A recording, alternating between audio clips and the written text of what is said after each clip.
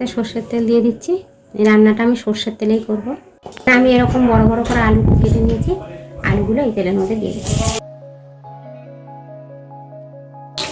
এখানে আমি বড় ট্যাংরা মাছ নিয়েছি।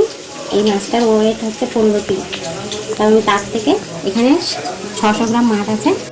লবণ, হলুদ, কাশ্মীরি লঙ্কা গুঁড়ো, জিরে গুঁড়ো, ধনে গুঁড়ো। ধনে গুঁড়োটা কমই দিয়েছি, সব কিছু হাফ চামচ করেই দিলাম। সর্ষের তেল ভালো করে মিশিয়ে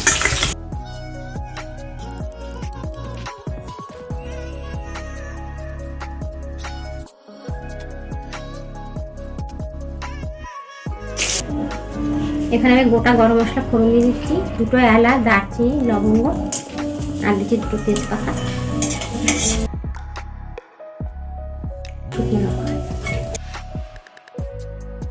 এখানে আদা, জিরে, পেঁয়াজ, রসুন আর হচ্ছে ওই 3টে শুকনো লঙ্কা একসঙ্গে পেস্ট করে দিয়েছি।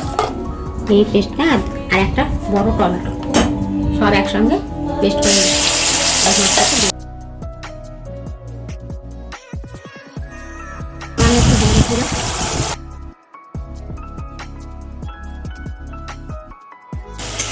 আমি এই রান্নাটা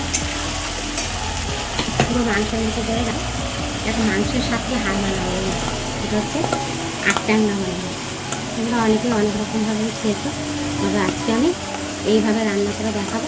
মাংসের সাথেও হার বানাবো। এই মাছটা আমি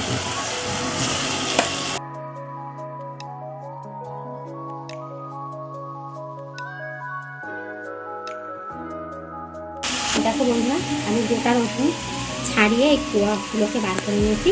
এরকম এটা ভালো করে ধুয়ে নিয়েছিলাম, একটু খোসা আছে, খোসাগুলো পুরো ছাড়াইনি। এটা আমি পুরো দিয়ে দিই।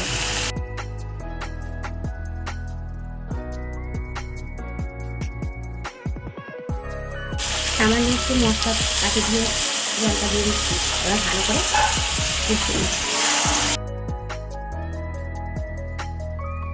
দেখো বন্ধুরা, মাছটা কি সুন্দর তেল ছেড়ে আসছে মাছ থেকে। এবার আমি ভেজে রাখা আলুগুলো দিয়ে দিচ্ছি। ভালো করে মশলার সাথে মিশিয়ে নেব। আমি একটু ঢেকে দেবো।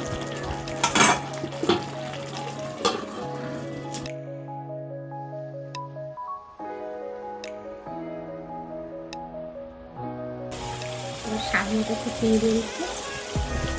চিনিটা পরে দিলে আলুটা সেদ্ধ হওয়ার সময় চিনিটা আগে দিলে আলুটা সেদ্ধ হতে দেরি হবে।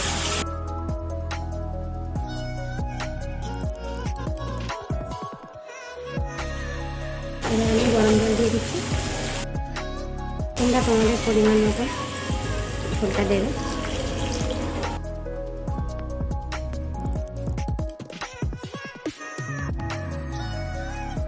গরম মশলা আমি বাড়িতেই তৈরি করেছি, দিয়ে দিচ্ছি হোমমেড মশলা।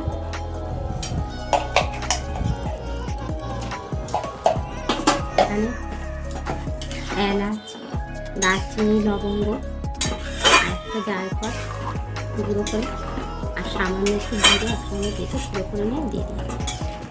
এবার এই মশলাটা আমি একদিন তোমাদের সঙ্গে শেয়ার করব। বানিয়ে দেখবে কতটা স্বাদ হয়, তাহলে আর বাজার থেকে কিনে আনতে হবে। এবার ঢেকে দিচ্ছি 5 মিনিটের জন্য।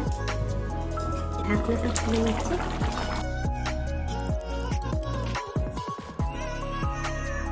ধনে পাতা কুচি করে নিচ্ছি। ধনে পাতা দিয়ে ঢেকে দিলাম। এবার তোমাদেরকে নামিয়ে দেখাবো। যে 2টো কাঁচা লঙ্কা দিয়েছিলাম সেটা স্কিপ করে গেছে, তোমরাও কাঁচা লঙ্কাটা দিয়ে নেবে, সেটা দেখানো হয়নি।